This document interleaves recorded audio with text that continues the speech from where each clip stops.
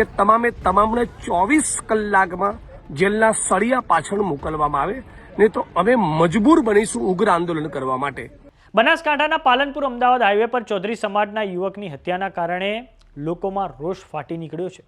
Palanpur Ahmedabad highway પર એક ખાનગી હોટલમાં ટોળા દ્વારા ધારદાર હથિયારો સાથે હુમલો કરવામાં આવ્યો છે, જેમાં 2 ચૌધરી સમાજના યુવકો ઘાયલ થયા છે। તેમાંથી એક યુવકનું હવે સારવાર દરમિયાન હોસ્પિટલમાં મૃત્યુ થયું છે। તો આવો જાણીએ સમાચાર વિસ્તારથી। નમસ્કાર, જમાવટ સાથે હું છું પાર્થ।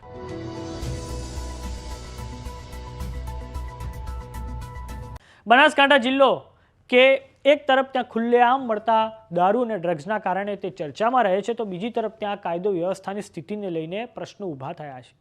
પાલનપુર તાલુકાના ગાદલવાડા ગામના 2 યુવકો પાલનપુર અમદાવાદ હાઈવે પર આવેલી એક ખાનગી હોટલમાં ટોળાને મળવા ગયા હતા અને આ પછી ટોળાએ ધારદાર હથિયારો વડે આ બંને યુવકો પર હુમલો કરતા બંને યુવકોને ગંભીર ઈજાઓ પહોંચી હતી। આ પછી બંને વ્યક્તિઓને હોસ્પિટલ ખાતે સારવાર માટે મોકલાયા હતા, જેમાંથી એક વ્યક્તિએ સારવાર દરમિયાન હવે પોતાનો જીવ ગુમાવ્યો છે। તો હવે આ યુવકો ચૌધરી સમાજના હોવાથી ચૌધરી સમાજના લોકો સિવિલ હોસ્પિટલ ખાતે એકઠા થયા છે અને ચૌધરી સમાજના લોકોએ પોલીસ સમક્ષ માંગણી કરી છે કે 24 કલાકમાં આ આરોપીઓને પકડવામાં નહીં આવે ત્યાં સુધી આ યુવકનો મૃતદેહ ખસેડવામાં નહીં આવે। તો હવે આ મામલે ચૌધરી સમાજના લોકોની પ્રતિક્રિયા સામે આવી છે। આવો સાંભળીએ તેમણે શું કહ્યું છે। બધા જ અહીંયા યુવાનોનું એક જ મત છે, એને અહીંયા હાજર કરો, ગમે તે થાય એને પોલીસ સ્ટેશનમાં પકડીને તમે હાજર કરો। એ હાજર થશે, સ્પેશિયલ સીટની રચના કરવામાં આવે અને ફાસ્ટ ટ્રેક કોર્ટમાં કેસ ચલાવો તમે। આ એક 30-32 વર્ષનો યુવાન, એની ઘેર નાની 7 મહિનાની છોકરી છે। તમારે વિચારો ને તમારું કાળજું કંપી જાય, તો તમારા પેટનું પાણી હલવું જોઈએ। એને ખબર પડવી જોઈએ કે ગુનો કર્યો, એના લીધે બીજા 10 ગુનેગારોને ખબર પડવી જોઈએ। એવી કડકમાં કડક સજા કરો, દાખલારૂપ ન્યાય બેસાડો। કે દાદાની સરકાર કહે છે, દાદાની સરકાર, હું હર્ષભાઈ સંઘવી સાહેબને પણ કહેવા માંગુ છું કે તમે જે કરો છો કે કાયદાનું રાજ લાવો, તમે એને કડકમાં કડક સજા કરીને એક નિયમરૂપ બનાવો કે ભાઈ પાલનપુરમાં આ ઘટના બની હતી અને આ સજા મળી, એવું તમે ફાસ્ટ ટ્રેક કોર્ટમાં કેસ ચલાવો, તાત્કાલિક એને ડિસિઝન કરો અને કાયદામાં થતી ભયંકરમાં ભયંકર સજા, છેલ્લી સજા એને આપો। એ જ મારું માનવું છે અને એને હાજર નહીં કરો ત્યાં સુધી એની લાશ તો નહીં જ જાય। કોઈ અસામાજિક તત્વો 3 થી 4 ગાડી ભરી અને ખુલ્લી તલવારો, પાઇપો અને લકડીઓ લઈ અને એમના ઉપર ઉચિંતો જ હુમલો કરી દીધો। એમાંથી એમને તાત્કાલિક પછી એ લોકો ત્યાંથી ભાગી નીકળ્યા અને બંને ભાઈઓને હોસ્પિટલમાં લઈ જવામાં આવ્યા।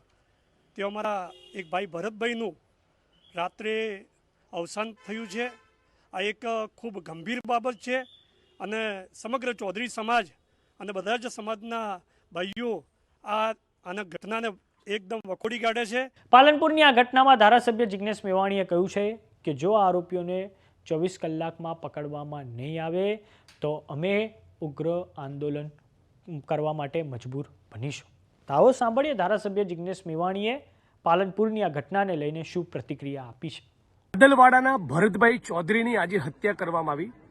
એમના સાથી નીતિશભાઈ ચૌધરી પણ અત્યારે મુશ્કેલ પરિસ્થિતિમાં છે। બનાસકાંઠા જિલ્લા પોલીસ વડાને, કલેક્ટર તંત્રને વિડીયોના માધ્યમથી અપીલ કરું છું, તાબડતોબ આ કેસમાં સચોટ તપાસ ટીમની રચના કરી જે પણ કસૂરવારોએ જે પણ કારણસર આ કૃત્યને અંજામ આપ્યો એ તમામને 24 કલાકમાં જેલના સળિયા પાછળ મોકલવામાં આવે, નહીં તો અમે મજબૂર બનીશું ઉગ્ર આંદોલન કરવા માટે। ઉગ્ર આંદોલન નહીં કરવું પડે એવી મને અપેક્ષા છે। શું ગંભીરતાથી ગુનાની આપણે બધા જાણીએ છીએ। એક માણસે જીવ ગુમાવ્યો છે અને આનાથી વધારે ગંભીર પરિસ્થિતિ કોઈ ના હોઈ શકે। એટલે તાબડતોબ હું માંગણી કરું છું કે આમાં 24 કલાકમાં જે ટીમ કામે લગાડવી પડે લગાડો, પણ એક આરોપી જેલના સળિયા પાછળ હોવો જોઈએ। આ મારા વિધાનસભાના ભાઈ છે એટલા માટે નહીં, કોઈ પણ ગુજરાતના નાગરિક સાથે આવી ઘટના ના બનવી જોઈએ। એટલે આની પાછળ જે પણ માણસો હતા એમનું ષડયંત્ર શું હતું, એમનો ગુનાહિત ઇતિહાસ શું છે, આ બધું જ બહાર લાવવામાં આવે એવી માંગણી કરું છું। ભરતભાઈ ચૌધરી આપણી વચ્ચે નથી રહ્યા, અમને પરિવારજનોને મારી શ્રદ્ધાંજલિ પણ પાઠવું છું અને વિડીયોના માધ્યમથી જણાવું છું કે જે પણ મારા લાયક સેવા હોય, આ મુદ્દે કામ હોય, જે પણ લડવાનું હોય, જે પણ પ્રયત્ન કરવાનો, પ્લીઝ મારા ધ્યાન ઉપર લાવજો। હું અડધી રાતે તમારી વચ્ચે આવીને ઉભો રહીશ। સમાચારોમાં અત્યારે બસ આટલું। જોતા રહો જમાવટ। જો તમે અમને યુટ્યુબ પર જોઈ રહ્યા તો સબસ્ક્રાઇબ કરો, જો તમે અમને ઇન્સ્ટાગ્રામ અને ફેસબુક પર જોઈ રહ્યા તો ફોલો કરો, સાથે જ અમારી વોટ્સઅપ ચેનલ આવી ગઈ છે, જોઈન કરવાનું ના ભૂલતા। નમસ્કાર।